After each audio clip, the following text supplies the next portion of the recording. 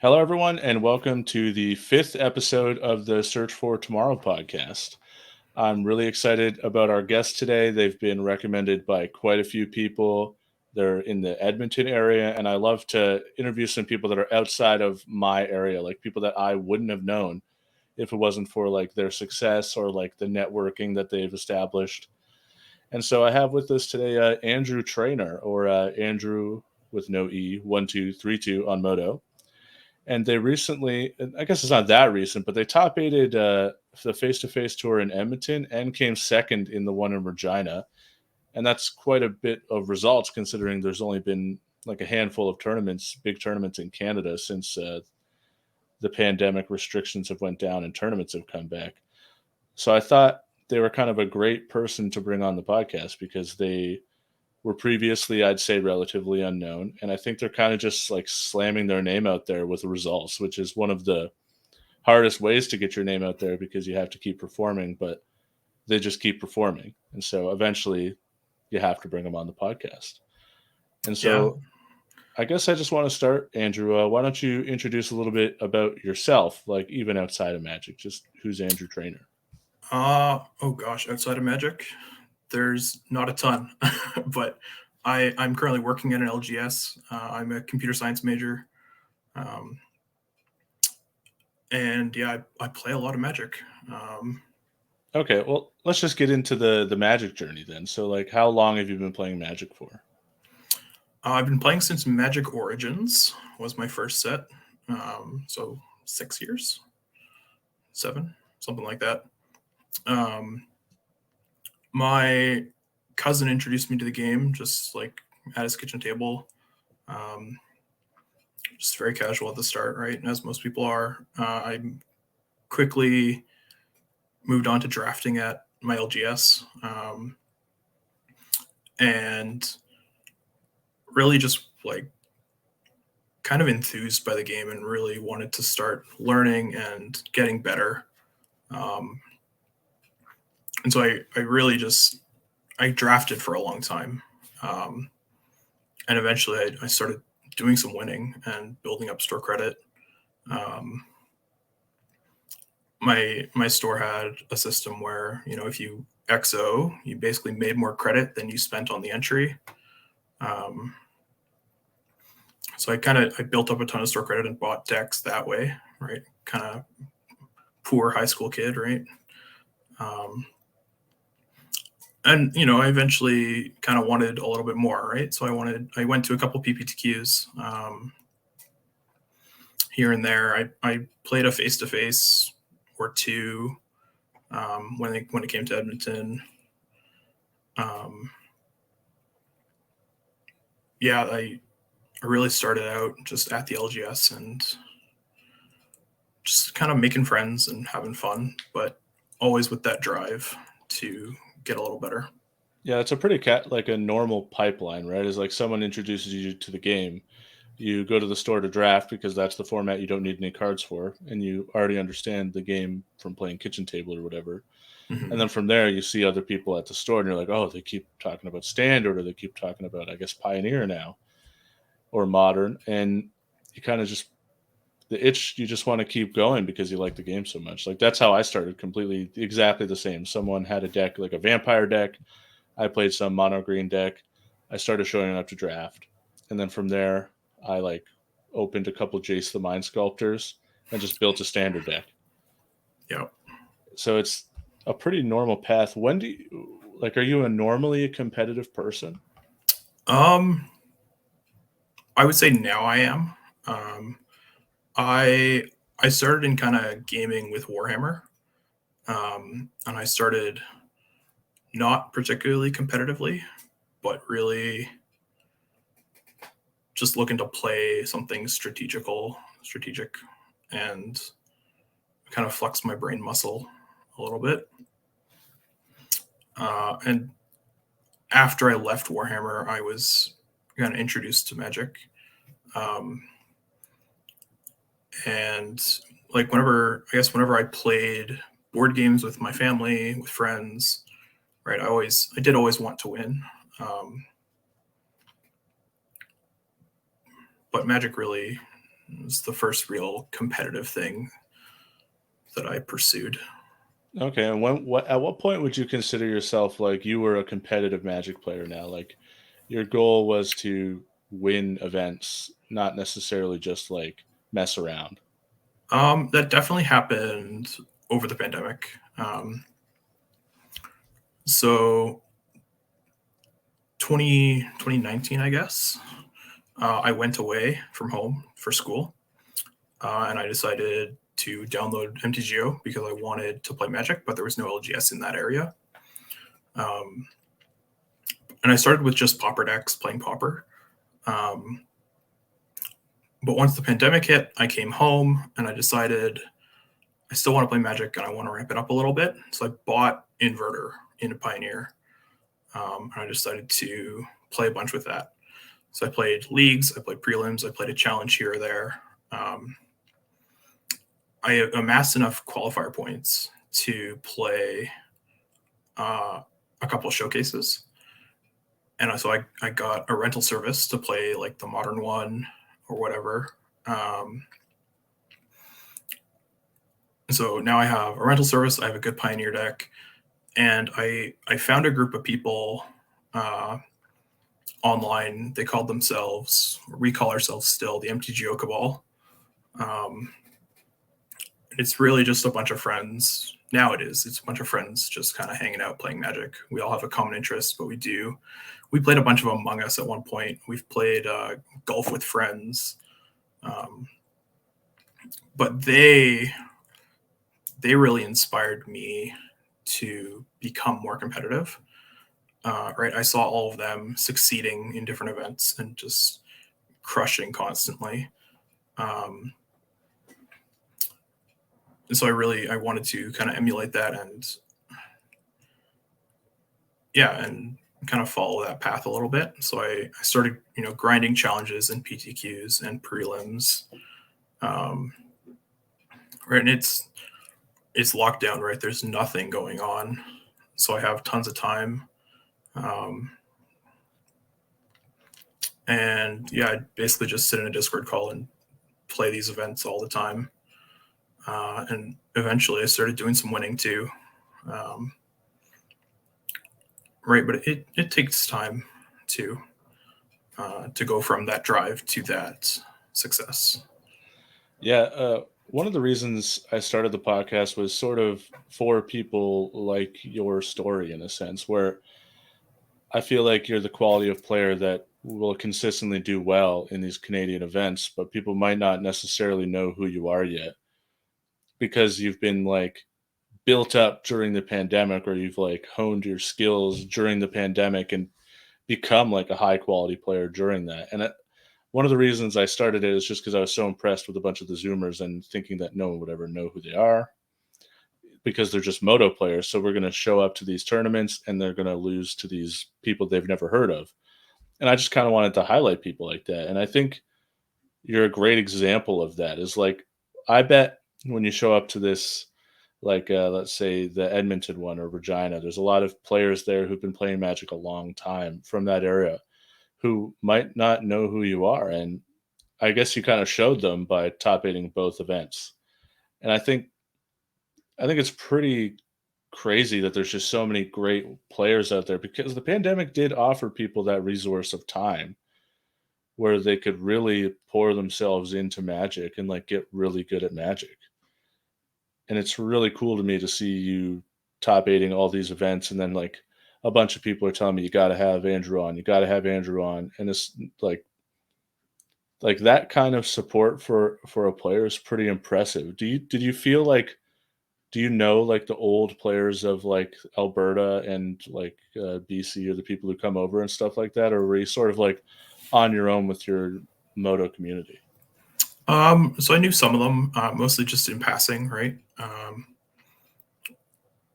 I've played a lot in Edmonton previously before the pandemic, right? So I knew of people and I knew their names and I've met them, but we weren't really friends or close or anything, right?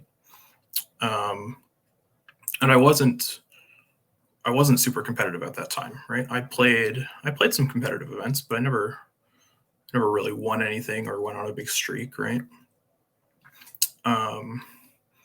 Closest I came was in GP Calgary. I played the Friday PTQ, and I actually got second place there against Sean Dollywall. Won the event. And looks like that's a name you recognize. A lot of people have told me, yeah, that's a good player. Right, but I had no idea who he was at the time. Yeah, Sean is like a super high quality player. The last two paper pro tours we tested together for both of them, and he's extremely good. One of the best players around. Yeah, for sure. So at the time, I felt that loss was really hard. Right, that was a plane ticket, I believe, to Barcelona that I missed out on, and I was very close to winning that match too. One of the plays I most regret was not casting surgical extraction on my own Arclight Phoenix, which is kind of a funny play, but in response to your opponent's surgical, when you have two Phoenixes in hand, it's the correct one, and it probably would have won me the game. Right, but I was a little inexperienced at the time. I felt really under pressure. Right, there was a huge crowd around, and I missed it. Right. If it makes you feel any better, during the Is It Phoenix era, I lost 2 finals and 2 top fours Yeah. at GPs. It was like so for me, it was for Pro Tour London, Mm-hmm. at least, and 2 of my best friends in the whole world were qualified for the same Pro Tour, and I lost in the finals twice trying to qualify with them. So I know what it feels like to kind of be really close and not quite get there. And the first couple times, it really stings, especially if you feel like you could have gotten there or maybe you made a mistake. Like, I know the first couple finals I lost, I was not near the player I am today. And I feel like in retrospect, like I must have gotten pretty lucky to even be in that position, but it still hurts. Yeah, it really stings, especially the first time, like you said. Yeah, it's tough out there. Right, and the competitive events are ruthless. People will, right, there are good players out there who will take advantage of your misplays all the time. Yeah, definitely, for sure. I completely agree. So, is that the closest you've come to qualifying for a pro tour then? Um, for an actual pro tour, yes, I qualified for the Strixhaven Championship, and I played that event. Hey, I qualified. those count to me. Those are pro tours. So Yeah, yeah. you've I definitely like to qualified. count it. Some people don't, so They're wrong. yeah, I appreciate that.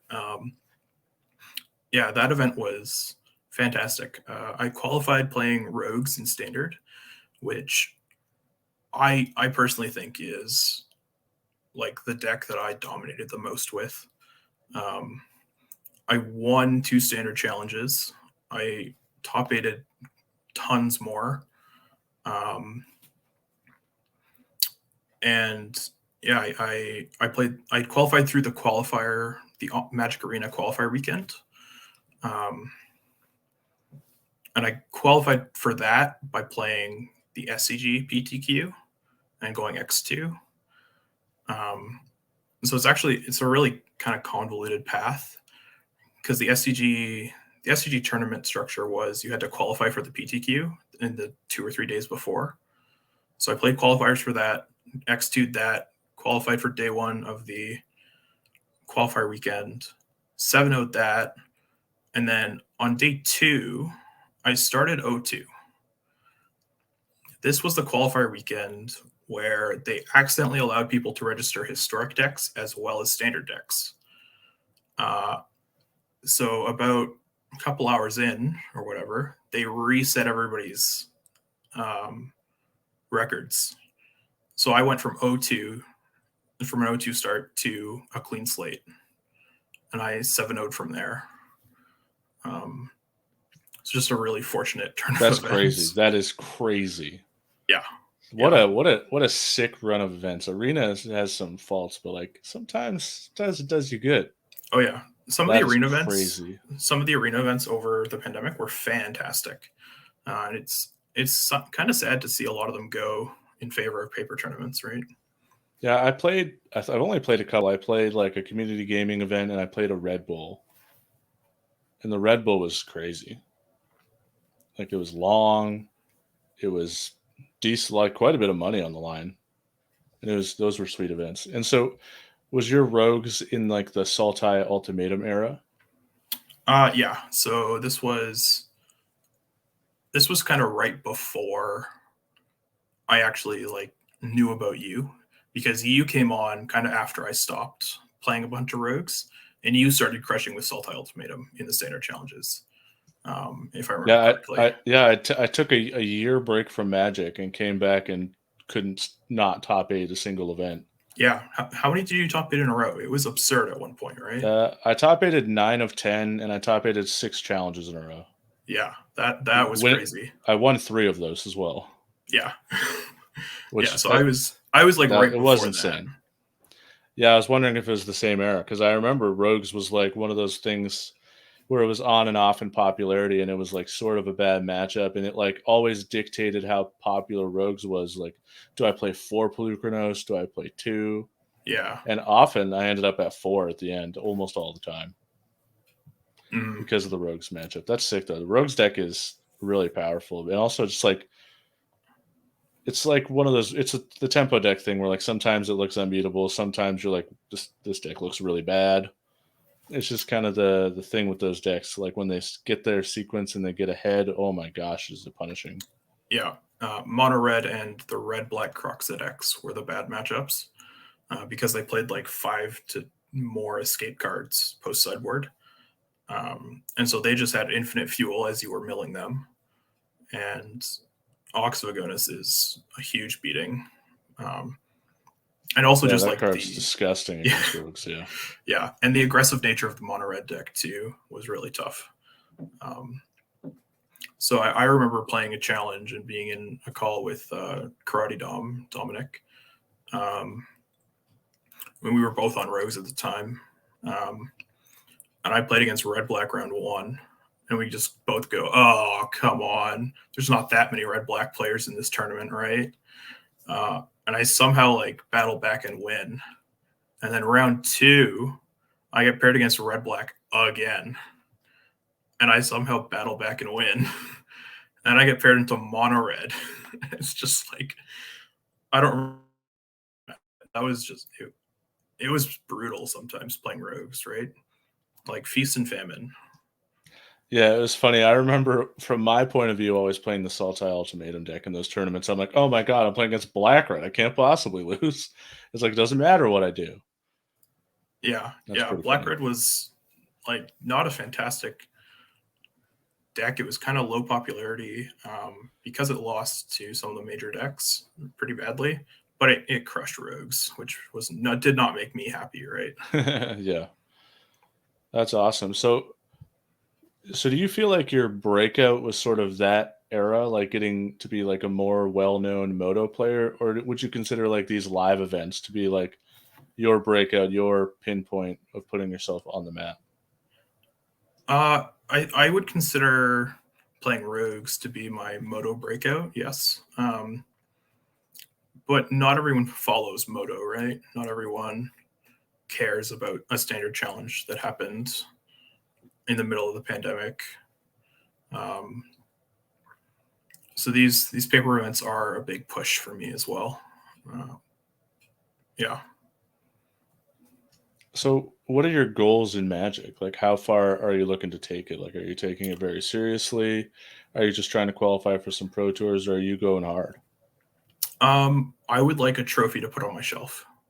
Doesn't matter what kind. I'd like a trophy. Um, and yeah, the Strixhaven Championship that I played was such a fantastic experience. Um, I played against some really great players. I played against Andre Strosky, like at his peak when he was crushing everything. Um, I played against Brad Nelson for my win in for day 2. Um, and I got to play against Yuta Takahashi in a Rogues mirror, um, which was a phenomenal match to lose. Like, was thrilled to play that, even though I lost. Right? Yeah, I do. I do wish I kind of got to play one of the arena set championships, but I took that break, and then also like I just didn't. I don't know. I didn't want to try that hard, and I feel like part of it was like the insecurity of myself, knowing that like I'll probably not qualify because like I'd lost like a lot of my edge after taking a year off. I felt like even with all the standard challenge stuff, like I did not feel like I was the player before. I think I've got that back now, but I feel like part of the reason I didn't go hard for it was honestly like I was afraid to care and miss. So honestly, that's it's like a weird thing with Magic. But so who did you test for the Pro Tour with? So I found a team. I was invited by one of the Zoomers actually to a team mostly headed by Alpha Frog. And I'm forgetting his real name, but that's his online handle. It's Gavin Um, Thompson, the Frog. yes, thank you, Gavin. And I tested. I basically had my standard deck locked down from day one. Right, I was going to play rogues. Um, so I tested a lot of historic, and I ended up playing Is It Phoenix, and I tested a lot. We thought Is It Phoenix would be the most popular deck at the tournament for the historic portion. Um, and so I tested the mirror a ton with Vinny, Vinny MTG on Twitter, I believe. And we played a ton of that mirror match, and kind of our main conclusion was that Mystical Dispute was the best card. And so we decided to main deck a bunch of those and max out on the full 4.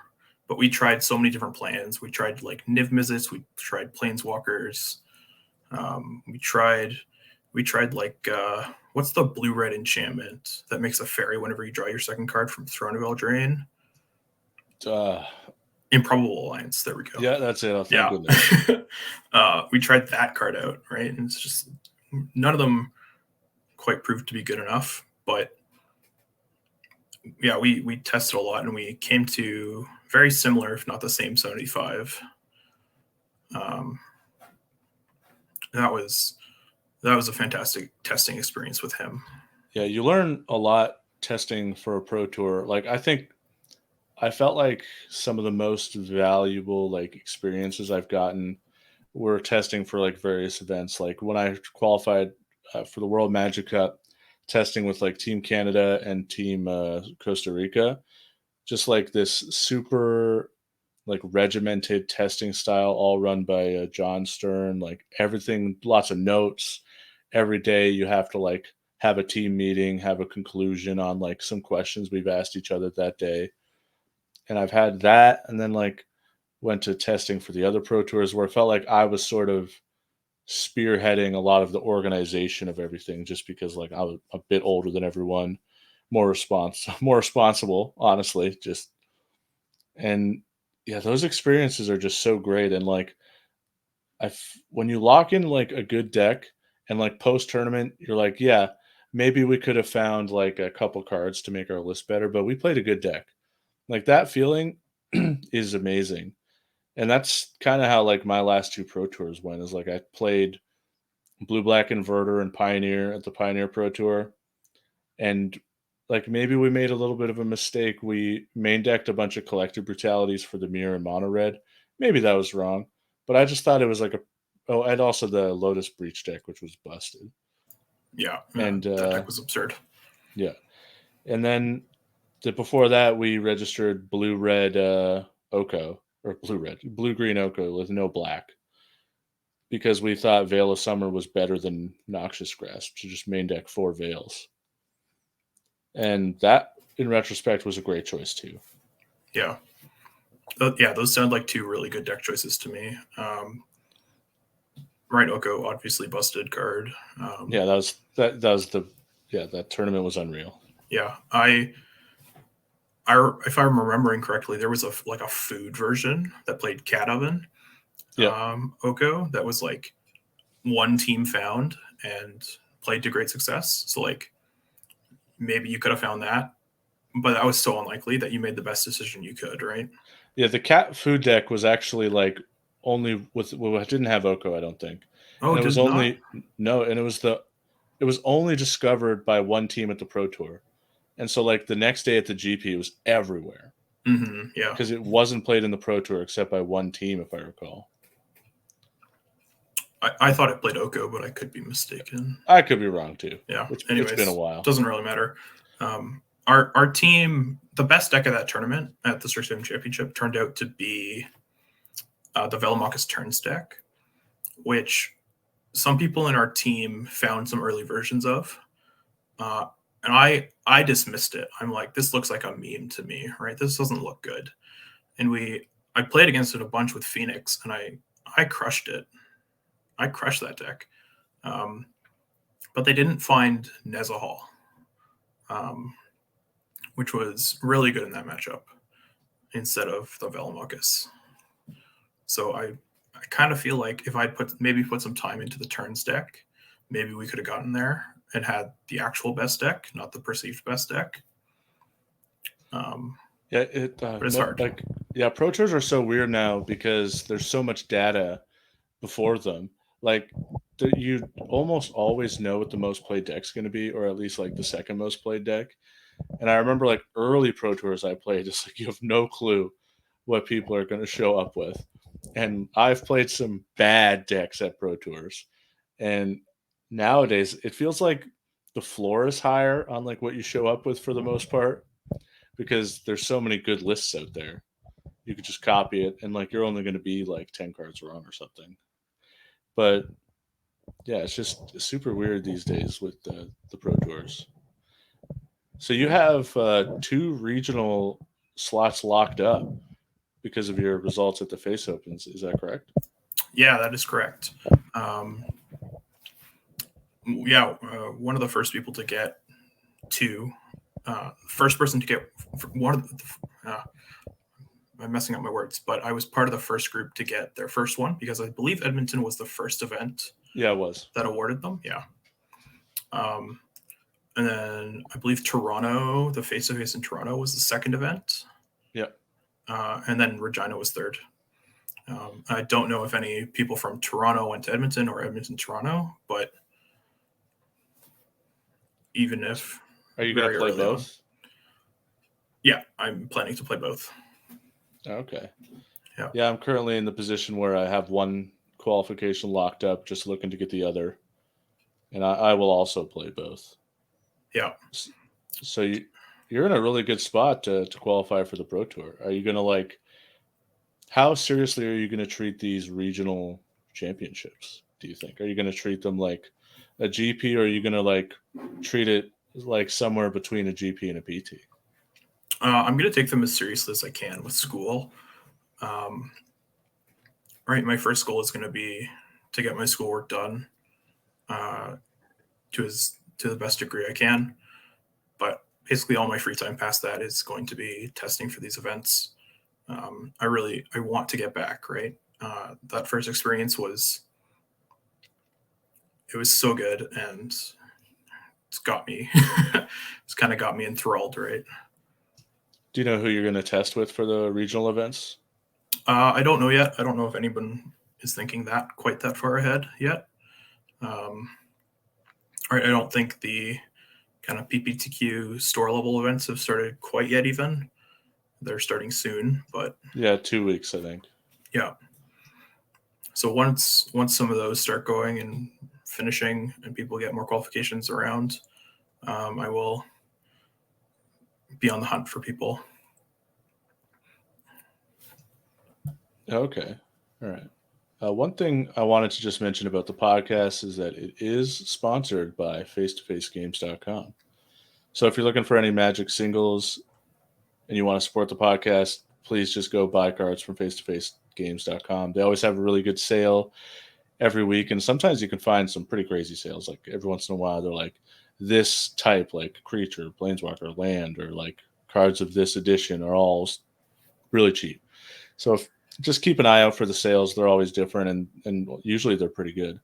And I think the other thing is that if you're a store looking to run these regional championship qualifiers, or you're a player who wants your local stores to start running these events, I think you should just reach out to your local store and get them to go to face2facegames.com. All the information to run these events is on the website. And if you're looking for any communication, there's a contact us section. You can speak to someone about maybe like what is going on fully. I think it's explained pretty well on the website. But if you're a player and you want your stores to run these events, sometimes you have to give them a push just because the information is out there, but maybe they don't know it is. Because I know a lot of stores that, or people who have stores in their area, and they're like, "Oh my goodness, I can't believe that they don't have one of these," and maybe they just missed it. Because as far as I know, there's still those kits are able to be bought. I'm not sure if they're able to be bought for this season, but certainly for next season, I think if you want your stores to run these, you should get on it, and you could even help them by pointing them to the website. Yeah, PPTs, that's kind of what I'm calling them, are really great. It's kind of how I started in competitive Magic, right? Like Moto was my first real kind of competitive arc, but I attended a lot of PPTQs, and Yeah, me seeing too. familiar faces around the city is really cool. Right? You go to one in South Edmonton and you see the same people as in North Edmonton. It's like that is a good feeling to kind of be part of that community. Yeah, And I really hope some of that develops here too. yeah, the regional championship qualifiers do a great job, as the PPTQs did in past, of like creating local competitive Magic scenes. And like local Magic scenes have other natural paths to like succeed. Be it like Commander super popular, they have Commander Nights, FNM, whatever format their FNM is, and just other Magic Nights. But this really helps gear some players into a competitive format, and that can be like a really good thing to like get people to buy singles, get people to like get other people out to go to these events, travel, and I think it's a great thing to do for your community. Yeah, for sure. Like I know personally where I live, I would be like upset if one of my stores didn't run one of these events when they have the capacity. Like it would suck. It would. And so like when these got announced, I immediately DM'd every store on Facebook. I sent them the link and was like, "Hey, you can sign up for these. Please sign up. Like I'll make sure people come." Yeah. Yeah.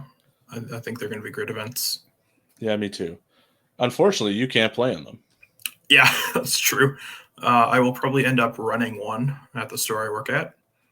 Do you think you'll go to Bird any of them? I know that when I already had a qualification locked up, I in the PPTQ era, as I did go to a few of them just to hang out. Yeah. I don't know if I'll do that.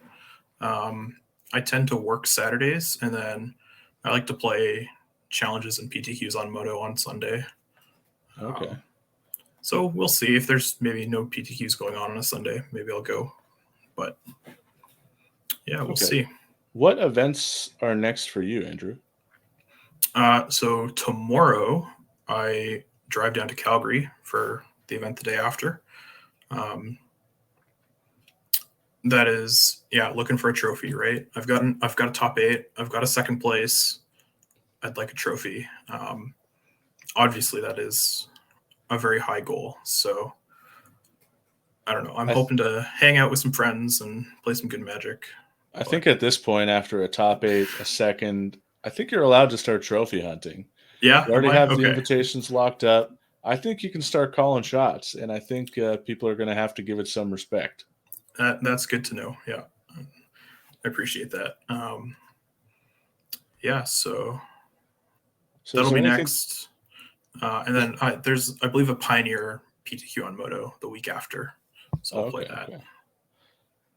Is there anything like anybody you want to shout out, like any friends or teammates or people who like I don't know you love some of your friends you love? Anyone you want to shout out? Yeah, for sure. The entire Cabal, who I mentioned, a bunch of great people in there from all around the world. Um, Ash specifically, both for being a great friend and for driving, doing a lot of driving to different events. I really appreciate that. Um, my parents, who supported my Magic so much when I was young and still do, right? Big thanks to them as well. Andrew, I hate to break it to you, but I think you're still young. Oh, yeah, I am. I maybe look older than I am, but Call me yeah. when you hit 30 and your bones start to hurt and you like go do any physical activity and you have to like go to physio the next day. I 'Cause or that's I my can do that. life. Yeah. Sounds rough. I don't look forward to it. I don't get any younger no matter what I do. Yeah, I hear there's a thing called the Fountain of Youth that'll do that for you, but no one's found it yet, so I don't Well, know how much luck you'll have. if there is, I'm sure it's out of my price range at the very least. That's true too. Elon Musk probably has it, right? And Yeah, Bill yeah. Gates. Yeah. If someone does, it's got to be one of those Yeah, yeah, vampires. yeah. Well, Andrew, I appreciate you taking the time on the podcast. I hope that people just kind of get to know you a little bit better. And next time they see you an event, they're going to be like, I remember that guy. Someone knew that he was going to keep doing this first. And it's going to Yeah. be the Search for Tomorrow podcast. Hmm. I, if I was able to bet on your results for the event and I could bet you winning the event, I think I would toss it out there. I think if anyone has a good shot, I would take you versus anyone at the moment. Well, my friend Ash will be playing. He's actually won an event already, so he Well, who might be a hasn't better won an bet. event? Hmm? Well, Sorry. who hasn't won a face to Oh, face event? me. So far, but by the So time far, this comes out, you will no, have won an event, I hope. that would be awesome. That would be a pretty cool conclusion, is that by the time this comes out, there'll be like an asterisk or like a thing at the end, when it's like 2 years later, like Billy went on to be a producer. And it'll be Yeah, like 3 days later, Andrew went on to win the face to face event in Calgary. that would be sweet. Yeah. All right. Well, thanks a lot, Andrew. I appreciate your time. And thanks, anyone, for listening to the podcast. If you want to support it, subscribe to the YouTube. Just watch the video. Tell your friends to watch the video. Listen to the podcast. And shop at face2facegames.com. That's the best way to support the cast if you like what it's about and what's going on. So I appreciate it. And see you next time.